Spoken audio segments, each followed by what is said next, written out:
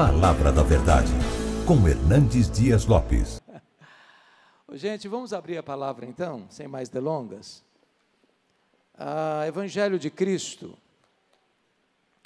conforme o relato de Lucas, capítulo 3.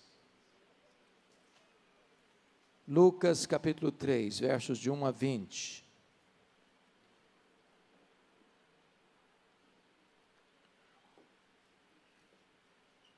Peço que você, depois da leitura, permaneça com a sua Bíblia aberta nesta passagem comigo. No 15º ano do reinado de Tibério César, sendo Pôncio Pilatos governador da Judéia, Herodes, tetrarca da Galileia, seu irmão Filipe, tetrarca da região de Itureia e Traconites, e Lisânias, tetrarca de Abilene, sendo sumos sacerdotes Anás e Caifás, veio a palavra de Deus a João, filho de Zacarias, no deserto. Ele percorreu toda a circunvizinhança do Jordão, pregando o batismo de arrependimento para a remissão de pecados, conforme está escrito no livro das palavras do profeta Isaías. Vós, o que clama no deserto, preparai o caminho do Senhor, endireitai as suas veredas. Todo o vale será aterrado e nivelados todos os montes e outeiros. Os caminhos tortuosos serão retificados e os escabrosos aplanados. E toda a carne verá a salvação de Deus. Dizia ele, pois, às multidões que saíam para ser batizadas: raça de víboras, quem vos induziu a fugir da ira vindoura? Produzi, pois, frutos dignos do arrependimento. E não comeceis a dizer entre vós mesmos: temos por pai Abraão. Porque eu vos afirmo que destas pedras Deus pode suscitar filhos a Abraão. E também já está posto o machado à raiz das árvores. Toda árvore, pois, que não produz bom fruto é cortada e lançada ao fogo. Então as multidões o interrogavam, dizendo: que havemos, pois, de fazer? Respondeu-lhes: quem tiver 2 túnicas, reparta com quem não tem, e quem tiver comida, faça o mesmo. Foram também publicanos para serem batizados e perguntaram-lhe: mestre, que havemos de fazer? Respondeu-lhes: não cobreis mais do que o estipulado. Também soldados lhe perguntaram: e nós, que faremos? E ele lhes disse: a ninguém maltrateis, não deis denúncia falsa, e contentai-vos com o vosso soldo. Estando o povo na expectativa e discorrendo todos no seu íntimo a respeito de João, se não seria ele porventura o próprio Cristo, disse João a todos: eu na verdade vos batizo com água, mas vem o que é mais poderoso do que eu, do qual não sou digno de desatar-lhe as correias das sandálias. Ele vos batizará com o Espírito Santo e com fogo. A sua pá ele a tem na mão, para limpar completamente a sua eira e recolher o trigo no seu celeiro. Porém queimará a palha em fogo inextinguível. Assim, pois, com muitas outras exortações, anunciava o evangelho ao povo. Mas Herodes, o tetrarca, sendo repreendido por ele, por causa de Herodias, mulher de seu irmão, e por todas as maldades que o mesmo Herodes havia feito, acrescentou ainda sobre todas a de lançar João no cárcere. Eu gostaria, então, de conversar um pouco com vocês sobre o poder transformador da palavra de Deus. João Batista foi declarado por Jesus o maior homem dentre os nascidos de mulher. Ninguém jamais alcançou patamar tão elevado. Isso não era uma opinião de um amigo, isso era o diagnóstico do Deus Todo-Poderoso. João Batista é uma espécie de dobradiça da Bíblia. Ele fecha o Antigo Testamento e abre o Novo Testamento. O propósito de Lucas, que era médico e historiador, é mostrar-nos o contexto, o panorama, o pano de fundo, o cenário em que este homem foi levantado por Deus. E o método que Lucas escolhe como historiador é partir do geral para o particular. É partir do império para a província. E mostrar quão carrancuda era a crise quando Deus levantou João Batista, quando a palavra de Deus veio a João Batista. E ele começa assim, no 15º ano do reinado de Tibério César. Bom, vocês se lembram dos imperadores que governaram este império? Júlio César, que foi substituído por César Augusto, está lá no capítulo 2, verso 1 de Lucas. Quando Jesus nasceu era César Augusto que governava. Agora, seu filho adotivo, quando Jesus inicia o seu ministério, seguindo a abertura que João lhe traz, é Tibério César que está no comando, depois vem Calígula, depois vem Cláudio, depois vem Nero, depois vem Tito Flávio, depois vem Vespasiano, depois vem Domiciano, depois vem Galba, e encerra-se o primeiro século com esses imperadores. Você sabe que os imperadores romanos eram homens tantas vezes truculentos, porque a imagem de Daniel 2 é que o Império Romano eram as pernas de ferro e os pés de ferro e barro. Ninguém podia resistir ao poder avassalador e expansionista desse império. Se o cenário internacional era esse, agora Lucas quer detalhar para nós qual era o cenário da província. E eu preciso da sua paciência para compreender comigo um pouco melhor o verso primeiro, porque sem entender o que está acontecendo aqui, nós não vamos tirar as lições devidas do texto. E ele diz assim: sendo Pôncio Pilatos governador da Judéia, e passa a citar 3 filhos de Herodes o Grande: Herodes, tetrarca da Galileia, Filipe, tetrarca da região de Itureia e Traconites, e Lisânias, tetrarca de Abilene. Vamos entender um pouco então aqui o contexto histórico. Você se lembra que o Antigo Testamento encerra com o Império Medo-Persa? Mas em seguida o Império Medo-Persa cai nas mãos do Império Greco-Macedônio, que espalha a cultura helênica, e que espalha a língua grega, que talvez seja o inglês de hoje, daquela época. E a cultura helênica tornou-se muito forte. Com a morte de Alexandre o Grande, ele não tendo herdeiro, o seu vasto império é dividido em 4 generais. Israel ficou ora sob o poder dos Ptolomeus do Egito, ora sob o poder dos Seleucidas da Síria. Até que o templo de Jerusalém foi profanado por Antíoco Epifânio e começa-se uma guerra, a guerra macabeia. Quando Matatias, Judas entram nessa peleja e ganham essa peleja. E começa então o governo desta família Asmoneia. Porém, no ano 63 a.C., Pompeu conquista esse território, Israel passa a ser dominado pelo chamado então Império Romano. Pompeu constitui Antípater como rei dessa região. Mas ele morre e o seu filho, e eu quero parar um pouquinho aqui, o seu filho Herodes, que nós chamamos de Herodes o Grande, ou Herodes I, recebe o título de rei de Israel. Você vai perceber que esse Herodes o Grande, que reina até o período da infância de Jesus, era um homem de uma capacidade administrativa incrível. Quase tudo que é grande em Israel foi ele que construiu, foi ele que ampliou e embelezou o templo de Jerusalém, tornando-o mais belo do que o templo de Salomão. Foi ele quem construiu o porto de Cesareia, abrindo o comércio para o mundo e facilitando as viagens missionárias. Foi ele quem construiu a fortaleza de Massada, às margens do Mar Morto, para onde fugiram 3.000 judeus na invasão de Roma a Jerusalém no ano 70. Foi ele quem construiu a fortaleza da Antônia, onde Jesus foi julgado por Pôncio Pilatos. Mas esse homem era um homem perverso e assaz perigoso. Para vocês terem uma ideia, ele casou-se 9 vezes. E logo que ele assume o governo, ele manda matar metade do sinédrio. Nesses 9 casamentos, a chamada esposa predileta dele era Mariana, que era da nobreza. E ao casar-se com ela, ele manda matar os parentes dela da nobreza, porque tinha medo de que alguém pudesse concorrer com ele com o trono.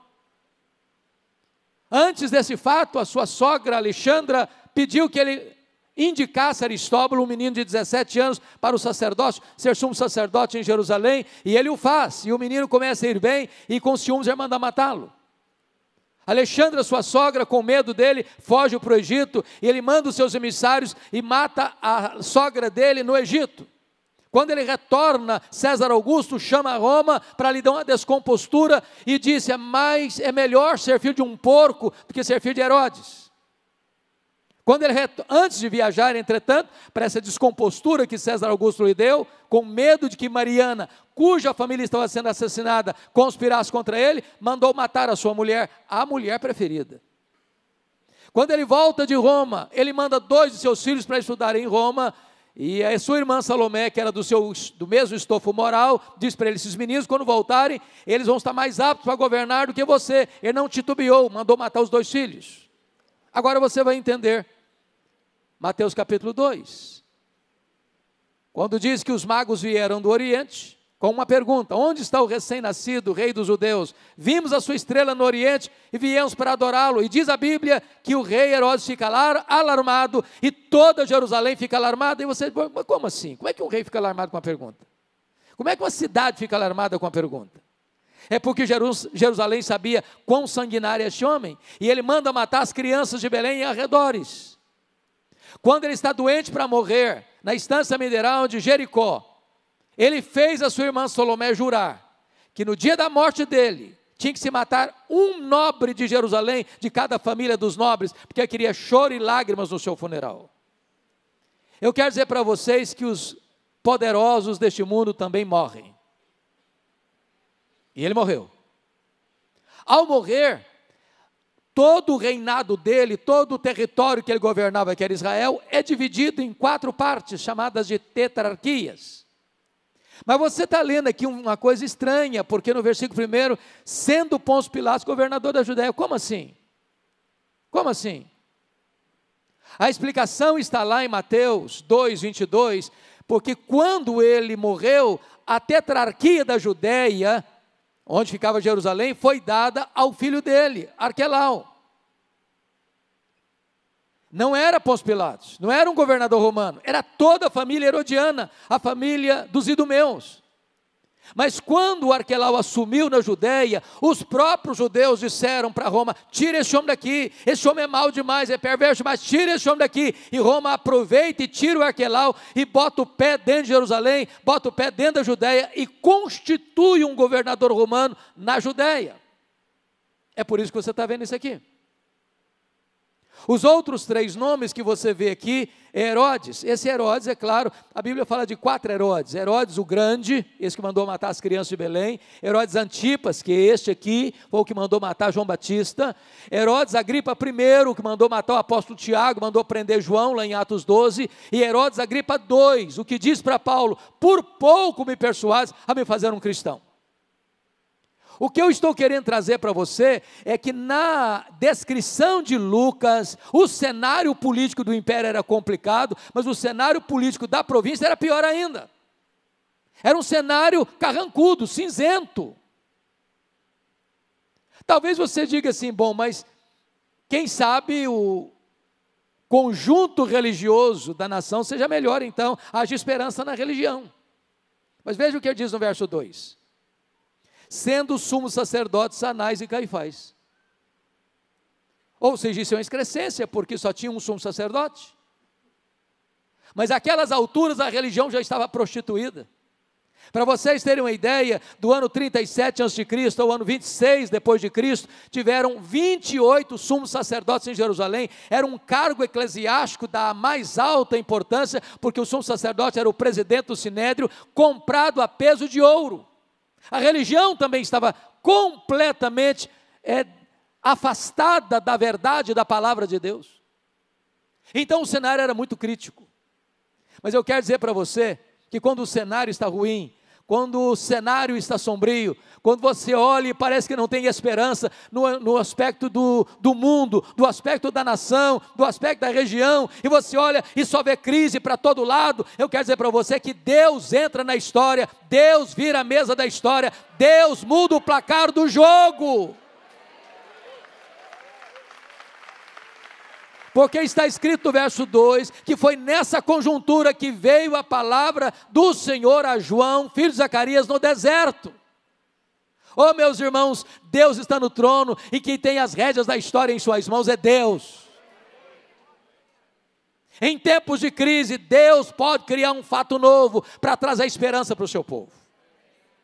Agora notem que a palavra de Deus não veio a Tibério César, em Roma, nem a Pôncio Pilatos em Cesareia, nem a Anás e Caifás em Jerusalém, nem a Herodes Antipas na Galileia. A palavra do Senhor veio a João, filho de Zacarias, no deserto. Isso significa uma coisa, irmãos, não é o lugar que faz o homem, é o homem que faz o lugar. Não importa se numa grande catedral, num grande templo, ou num templo de chão batido, ou debaixo de uma árvore, ou num deserto, se a palavra de Deus vem, as multidões vão se unir para ouvir a palavra de Deus. Agora olhe comigo, que este homem vai nos ensinar metodologia de ministério. No verso de número 3 está escrito, ele percorreu toda a circunvizinhança do Jordão. Leia os profetas, leia a vida de João Batista, olhe o ministério de Jesus, olhe o ministério dos apóstolos, e todos eles pregaram muito mais portão para fora do que portão para dentro. A agenda da igreja é centrífuga e não centrípeta. Eles iam lá fora onde as pessoas estavam, e hoje nós queremos que as pessoas venham cá dentro, onde nós estamos. Eles gastavam mais as solas dos sapatos do que os assentos dos bancos. E isso é uma lição para nós. Mas vejam vocês, que na medida em que ele vai caminhando e percorrendo, o que ele pregava? Diz o verso 3, pregando o batismo de arrependimento para a remissão de pecados. Meus irmãos, tem 400 anos que ninguém escuta a palavra de Deus. Tem templo, tem música, tem sacrifícios, tem festas, mas não tem palavra de Deus. E quando a palavra de Deus vem, você fica chocado com o pregador. Porque nós podemos dizer, ô João, pega mais leve, esse povo não está acostumado com Bíblia não. Esse povo tem que ir muito no beabá com eles, porque senão eles ficam escandalizados. E não vai dar certo não, você tem que ser mais politicamente correto. Pega leve, prega uma mensagem mais palatável. Desse jeito você vai ficar sozinho. Mas João começa pregando batismo de arrependimento para a remissão de pecados. Aliás, arrependimento é a grande manchete do reino de Deus, é a pregação dos profetas, é a pregação de João, é a pregação de Jesus, é a pregação dos apóstolos, e deve ser a pregação da igreja. Não tem salvação, não tem perdão, não tem remissão de pecados, a não ser que haja mudança na vida, no caráter, na mente, no coração, na história. Agora notem comigo, meus amados, que você ainda pode fazer a seguinte pergunta, bom, mas esse pregador tem 400 anos que ninguém escuta a Bíblia, ninguém escuta a pregação, ninguém escuta a palavra de Deus, mas de onde ele tirou essa mensagem? Ele inventou essa mensagem? Ele criou essa mensagem? É glorioso e importante entender isso. Quando ele abre a boca para pregar, depois de 400 anos, ele não cria mensagem, ele não inventa mensagem, ele não é a fonte da mensagem, ele não é a origem da mensagem. O verso 4 diz, conforme está escrito no livro das palavras do profeta Isaías. Ele se volta para a Bíblia. E eu louvo a Deus, pastor Josué, eu louvo a Deus por ver esta igreja trazer nesse tempo e nessa geração uma conferência de paixão pelas Escrituras. Porque eu estou absolutamente convencido que a maior necessidade da igreja evangélica brasileira é uma volta para as Escrituras. É resgatar a grande bandeira da reforma, só a Escritura, só a Escritura. Bendito seja Deus. O pregador não é a origem da mensagem. O pregador não cria mensagem. O pregador é servo da mensagem, ele entrega a mensagem, ele é portador da mensagem, a mensagem não é dele, a mensagem é de Deus, a mensagem emana das Escrituras. Deus não tem nenhum compromisso com a palavra do pregador, Deus tem compromisso com a sua palavra. O que tem promessa de não voltar vazia, não é a palavra do pregador, é a palavra de Deus através do pregador. Agora, irmãos, a pregação produz uma revolução. Uma transformação radical. E você vai notar aí 4 transformações profundas no verso 5.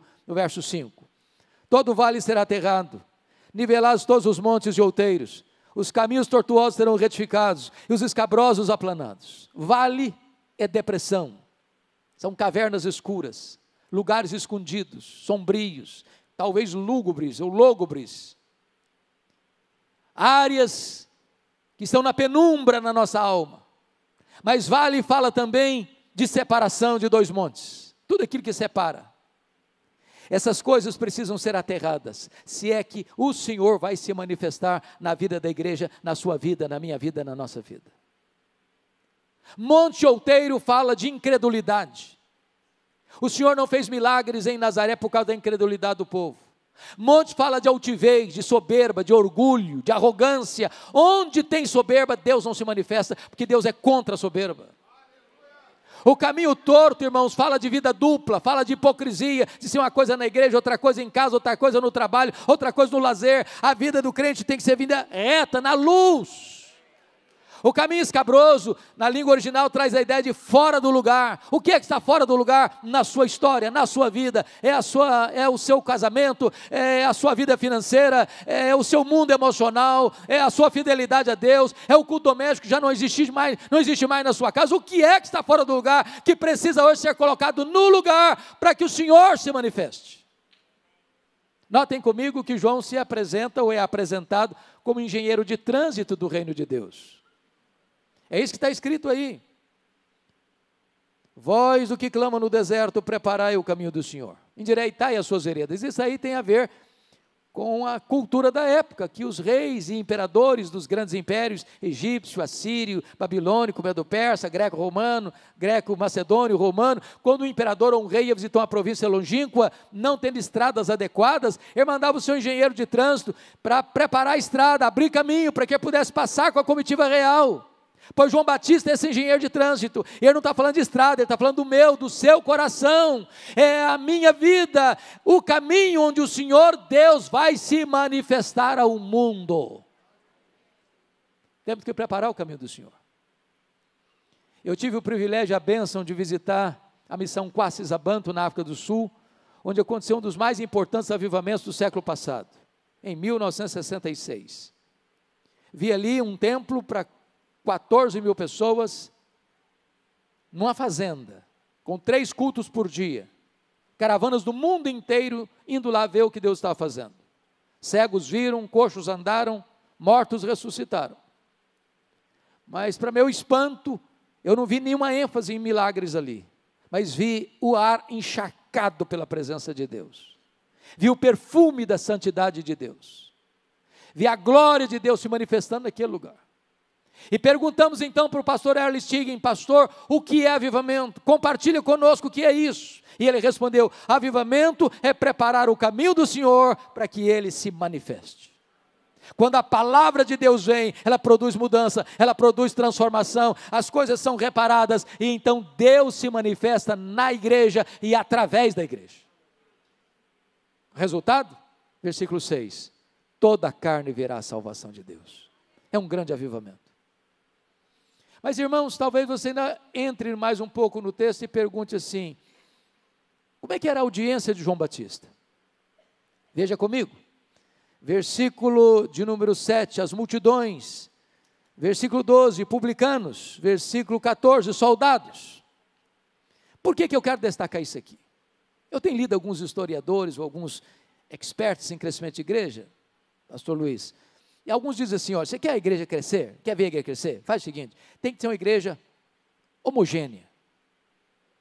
Então, vou plantar uma igreja, vou começar. Eu quero começar uma igreja de classe média. Aí eu vou para um condomínio fechado, de alto nível, e aí eu vou ter uma igreja intelectualizada, com poder financeiro, com capacidade de investimento, e é essa a igreja.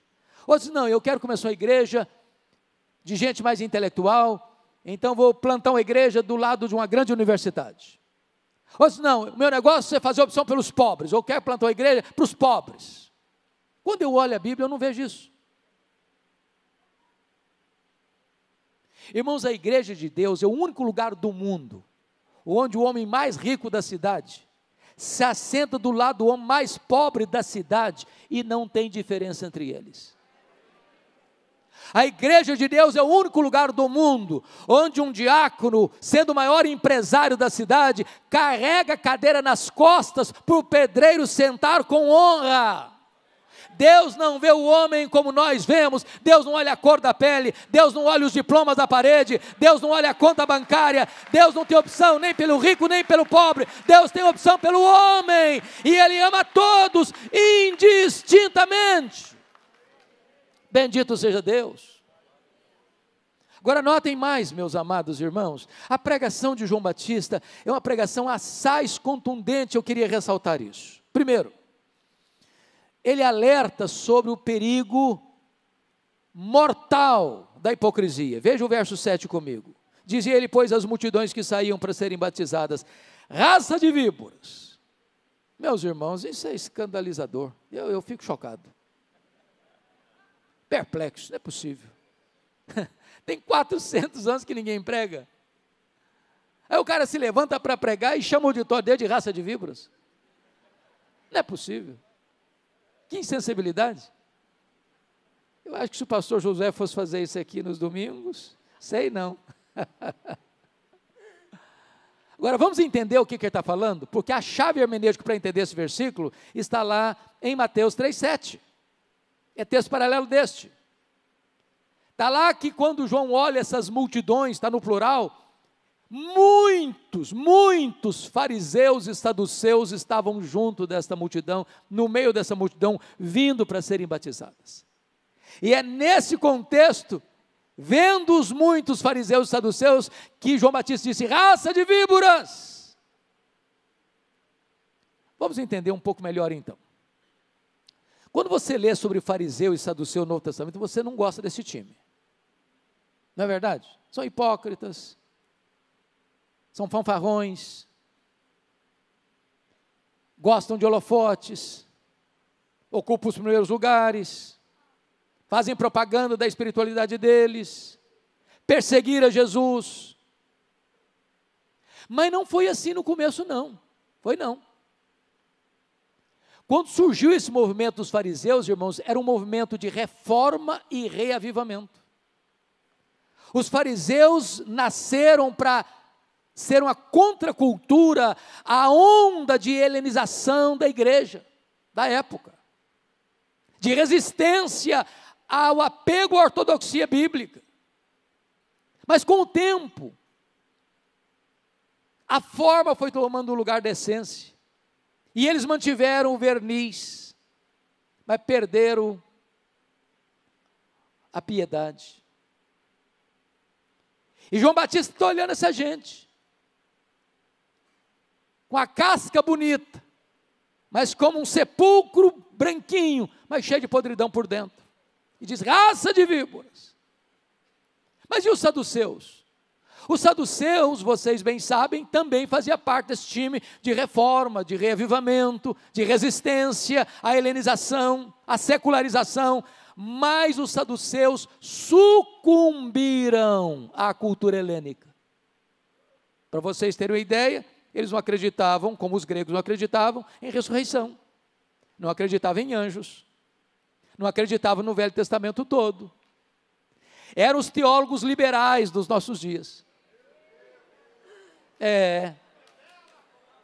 E eu vou lhes dizer uma coisa, irmãos. Qualquer igreja que subscreve o liberalismo, assina no mesmo dia o seu atestado de óbito. Não há antídoto contra o liberalismo. Uma igreja que entra para o liberalismo, ela morre. Você nunca vai encontrar uma igreja liberal fazendo missões, você nunca vai encontrar uma igreja liberal fazendo uma conferência sobre paixão pelas Escrituras, você nunca vai encontrar uma igreja liberal crescendo, experimentando um avivamento, não vai. Agora, eles tinham outro problema. Eles se tornaram colaboracionistas de Roma, o império que dominava Israel. E o que eles recebem em moeda de troca? Recebem a mina de ouro da religião judaica, a administração do templo. Tudo acontecia no templo, as festas, cerimônias de sacrifício. E você lê em Atos 2 a quantidade de gente que tinha em Jerusalém na época da festa, na festa do Pentecostes. Só que as pessoas, ao virem para a festa, traziam a sua moeda estrangeira, não podiam comprar sacrifícios, nem cordeiros, nem pombas, nem rolas com dinheiro estrangeiro, não. Tinha que fazer a troca da moeda, e lá na mesa dos cambistas, na praça do templo, e eles cobravam taxas escorchantes para embolsar o dinheiro. Ninguém podia trazer de casa o sacrifício, não. Tinha que comprar lá na praça do templo. A praça do templo era feita de currais, gaiolas, com pombas, com rolas. Para quê? Para vender por preços abusivos para embolsar o dinheiro. E Jesus se ira com isso, pega o chicote e começa a chicotear, virar a mesa dos cambistas, abrir os currais, abrir as gaiolas, dizer: vocês transformaram a casa do meu pai, casa de oração, em covil de salteadores. Aí João está olhando esse time todo vindo para ser batizado, e ele diz: raça de víboras. O que ele está dizendo? Que a hipocrisia que eles traziam no coração era pior do que o veneno das víboras, porque o veneno das víboras é colocado por Deus, mas o veneno da hipocrisia é colocado pelo diabo.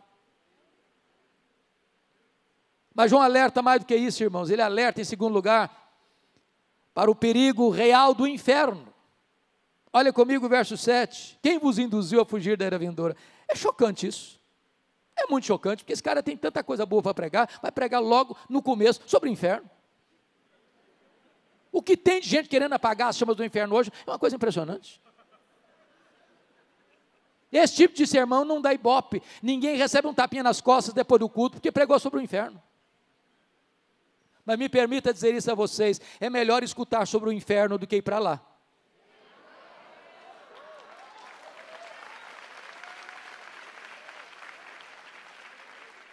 Terceiro lugar, João Batista alerta, meus amados irmãos, sobre o perigo do falso arrependimento. Olha o verso 8: produzir, pois, frutos dignos do arrependimento.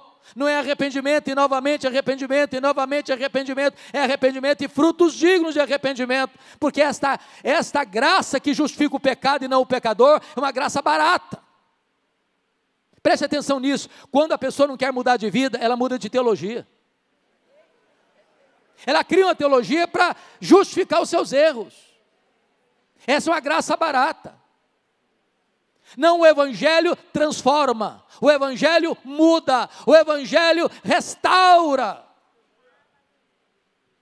Mas em quarto lugar, irmão, João Batista alertou para o perigo da falsa confiança religiosa. Olha comigo a parte B do verso 8: e não comeceis a dizer entre vós mesmos: temos por pai Abraão. Tinha muita gente que estava pensando o seguinte: bom, gente, está tranquilo com a gente, está tudo bem, tudo tranquilo. Corre em nossas veias o sangue do ancestral, do patriarca, do fundador da nação, está tudo bem. Somos filhos de Abraão.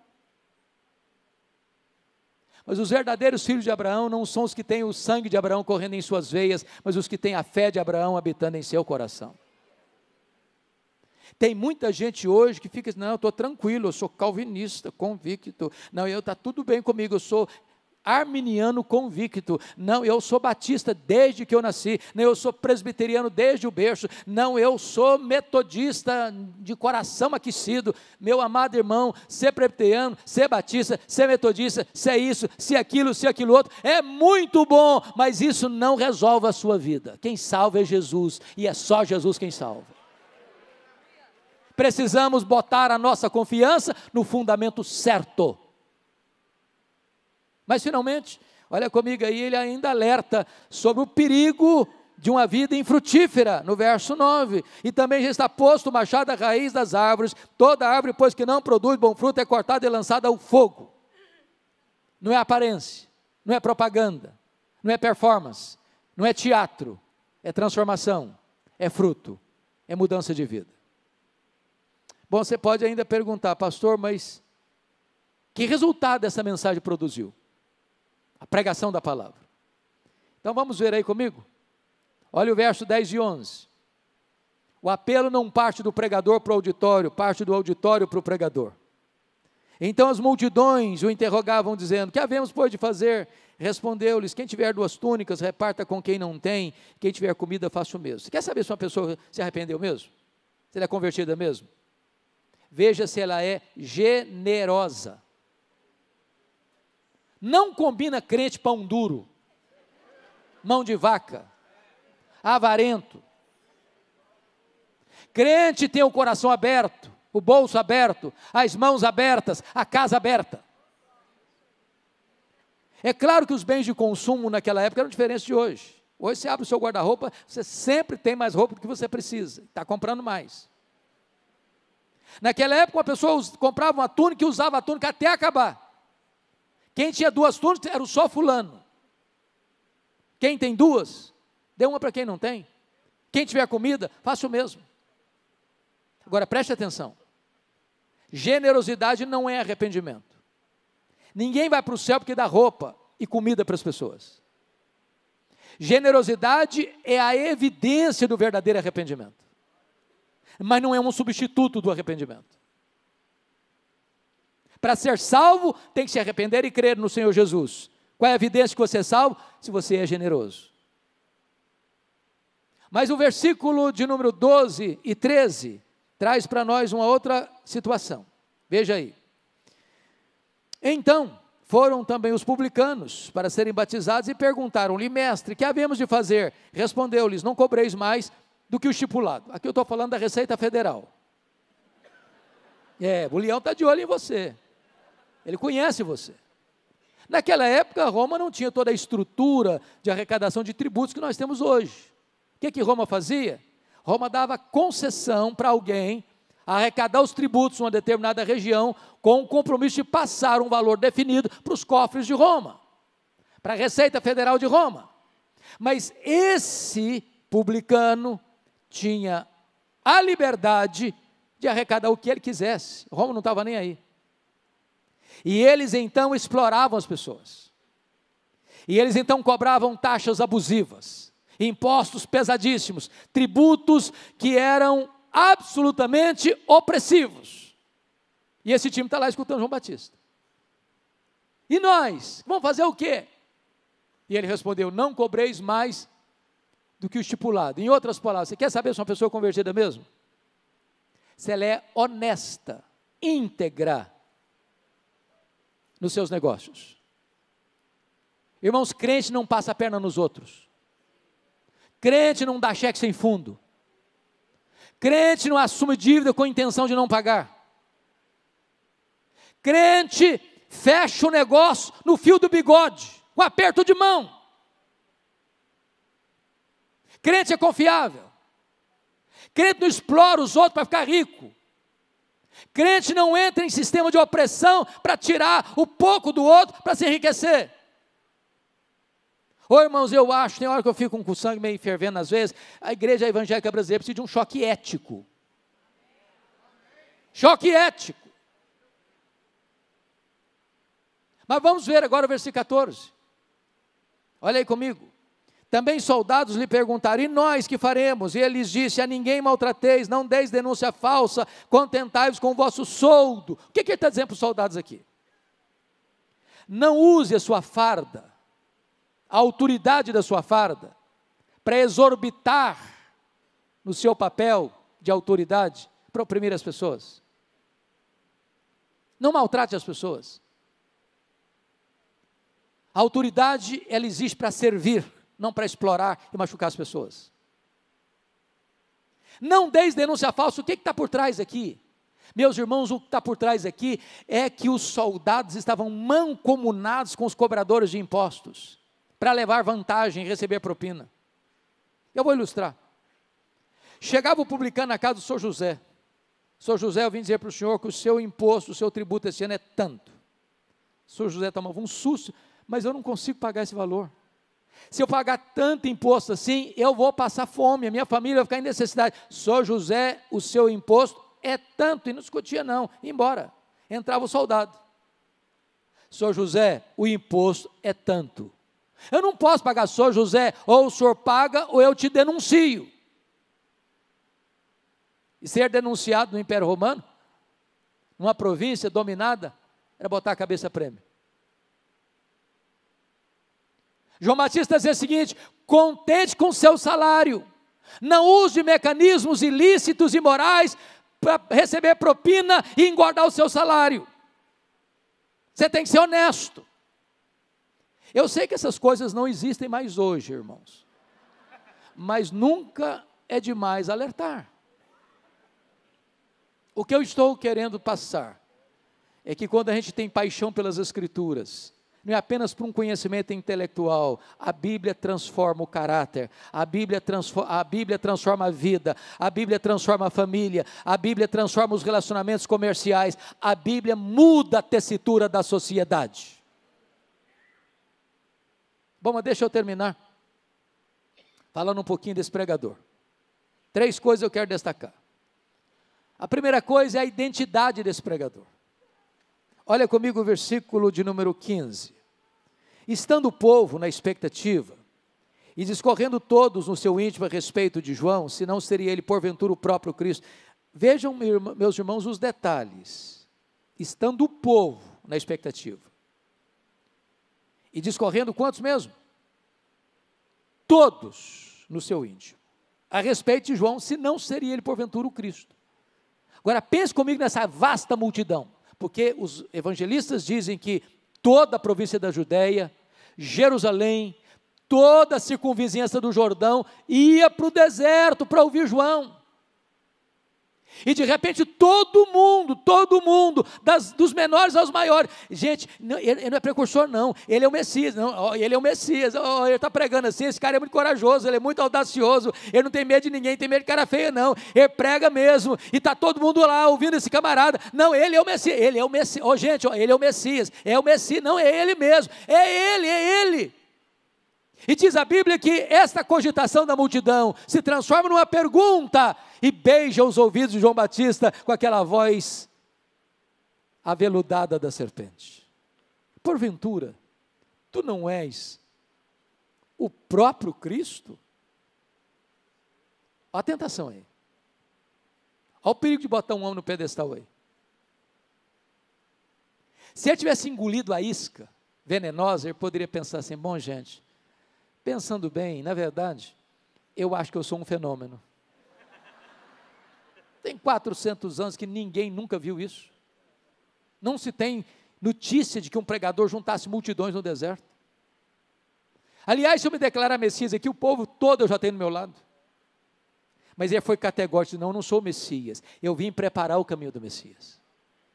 Eu não sou o verbo, eu sou apenas uma voz que clama no deserto. Eu não sou a luz, eu aponto para Jesus e digo, este é a verdadeira luz que vinda ao mundo e ilumina todo homem. Eu não sou o cordeiro, eu aponto para Jesus e digo, este é o cordeiro que tira o pecado do mundo. Eu não sou o noivo, eu sou apenas o amigo do noivo. Eu batizo com água, mas aquele que vem depois de mim é mais poderoso que eu, e ele vos batizará com o Espírito Santo e com fogo. Eu não sou sequer digno de me curvar, desatar as correias das suas sandálias. Eu tenho um lema de vida, convém que ele cresça e que eu diminua. Esse homem ensina para você e para mim, amado, que nós não podemos receber a glória que só pertence a Jesus. Mas há uma segunda coisa nesse homem que eu quero destacar. Esse pregador é plenamente consciente da sua limitação. Olha comigo, por favor, o versículo de número 16. João disse a todos, eu, na verdade, vos batizo com água, mas vem o que é mais poderoso do que eu, do qual não sou digno de desatar-lhe as correias das sandálias. Ele vos batizará com o Espírito Santo e com fogo. Irmãos, todos nós que pregamos a palavra de Deus, precisamos ter plena consciência de que nós somos totalmente limitados. Nós só podemos pregar aos ouvidos. Só o Espírito Santo pode pregar ao coração. O pregador, o pastor, pode administrar o símbolo. Não importa se você batiza por aspersão, por efusão ou por imersão. Você só consegue usar o símbolo, a água. Mas você não pode produzir o simbolizado. Você não tem poder de batizar com o Espírito Santo e com fogo. Só Jesus tem. Você pode pegar os elementos da ceia e partir o pão e distribuir o cálice com vinho, mas você não tem o poder de tornar esse sacramento eficaz no coração das pessoas. Você e eu somos o quê? Limitados. Baixa a bola, baixa a bola. O vaso é de barro. O que é importante não é o pregador, é a pregação. O que é importante não é o vaso, é o que está dentro do vaso. Os obreiros passam, a palavra é eterna. Deus sepulta os seus obreiros, mas a sua obra continua. Mas finalmente, esse pregador é corajoso. Olha comigo o verso 19. Está escrito o seguinte, Mas Herodes, o tetrarca, sendo repreendido por ele por causa de Herodias, mulher de seu irmão, e por todas as maldades que o mesmo Herodes havia feito, acrescentou ainda sobre todas as de lançar João no cárcere. Eu disse para vocês que o Herodes, o grande, Herodes I, o pai dessa patota toda aí do verso 1, casou-se 9 vezes, formando o que nós chamamos de uma família disfuncional. Aquilo que nós chamamos hoje de meio-irmãos. 4 desses filhos receberam poder político. Arquelau, Herodes Antipas, Filipe II, que é esse aqui do verso 1, e Lisânias. Mas tinha muitos outros filhos. Um desses filhos era o Filipe I, que morava em Roma, casado com Herodias. Herodias também era filha de Herodes o Grande, com outra mulher. E um dia Herodes Antipas vai a Roma e se engraça com a sua cunhada, que também era sua sobrinha. Herodes Antipas era casado com a filha do rei Aretas. E Herodias disse para ele: se você me prometer de se divorciar da sua mulher, eu largo o seu irmão e vou com você para Galileia, você é sua mulher. Herodes Antipas divorciou-se da filha do rei Aretas e trouxe a tiracolo a sua cunhada, a sua sobrinha, como sua mulher. O pecado de Herodes Antipas não foi apenas adultério, foi também incesto. Quando João Batista olha essa cena, ele bota o dedo na ferida e diz para Herodes Antipas: não te é lícito possuir a mulher do teu irmão. Ele estava mexendo num vespeiro, num ninho de cobras. Eu fico pensando, se nós hoje fôssemos tratar dos pecados particulares dos poderosos deste século, o que ia acontecer conosco? Não teríamos vida fácil.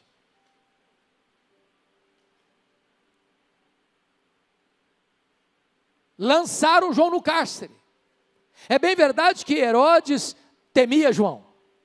Não aquele temor reverente. Escutava João. E João não amaciava não, falava do juízo final com ele. Até o dia que houve uma festa. Herodes deu a festa. Era aniversário dele.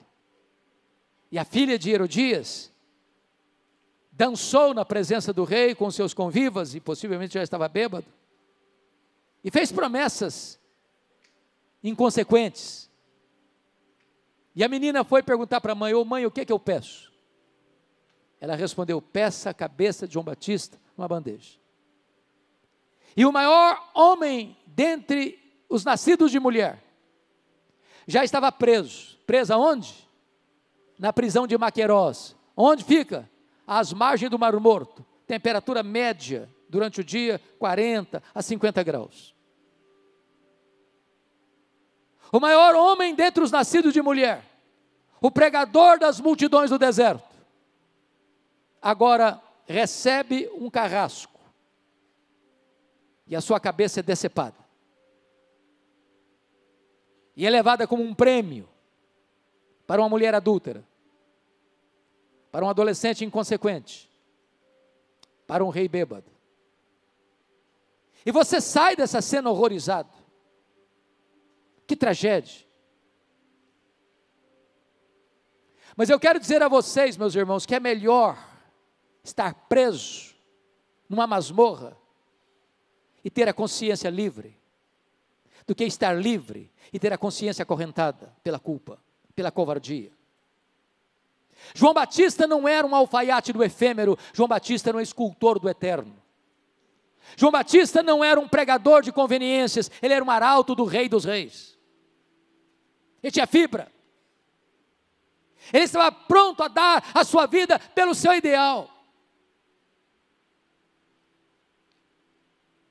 Mas eu quero lhes dizer ainda, que ainda que um homem morra da pior maneira possível na terra, o que importa não é como um homem morre, mas é como ele ressuscita.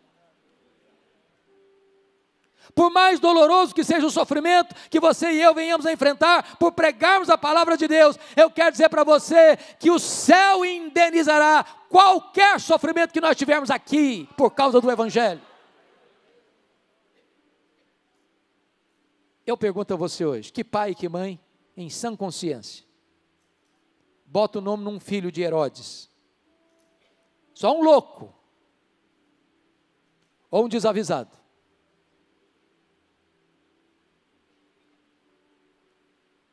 Mas João Batista, embora degolado, mesmo morto ainda fala. E ele continua motivando e inspirando milhões de pessoas. E eu espero em Deus que nesta noite, nesta conferência, a biografia deste homem, cujo nascimento foi um milagre, cuja vida foi um portento, cuja morte foi um mistério, motive e encoraje o seu coração a amar a Escritura, a amar a palavra de Deus e pregar esta palavra, se preciso for, selando esta palavra com seu próprio sangue. Que Deus nos ajude. Amém.